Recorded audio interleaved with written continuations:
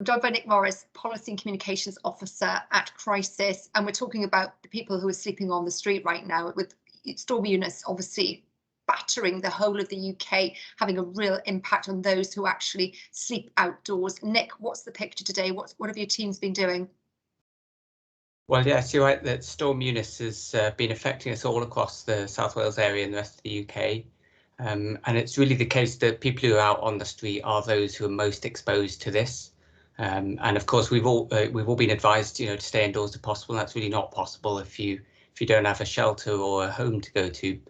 So what our teams have been doing, firstly, our own office has been closed, partly due to safety reasons, but we're all working remotely, and we've been working quite closely with other partners, with the council and with other charities in the area.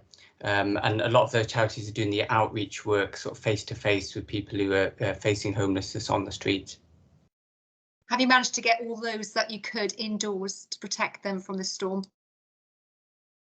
Well, actually, I believe there are, unless this situation has changed in the last few hours, there are still some people who are still out.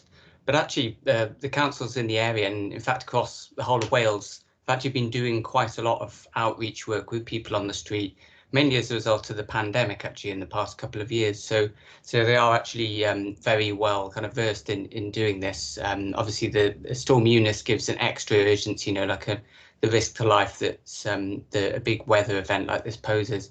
But actually, it's just almost the latest in a longer line of threats that people on the street face.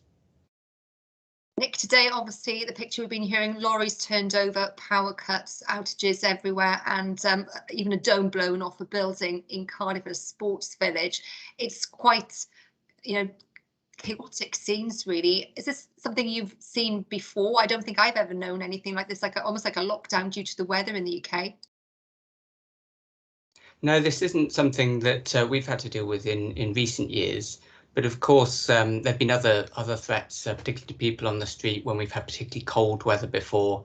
And of course, the last couple of years during the pandemic, particularly early on, before the vaccination programme, that people were on the street very kind of exposed. So we are used to working in this sort of emergency environment where people need help quite soon and quite quickly.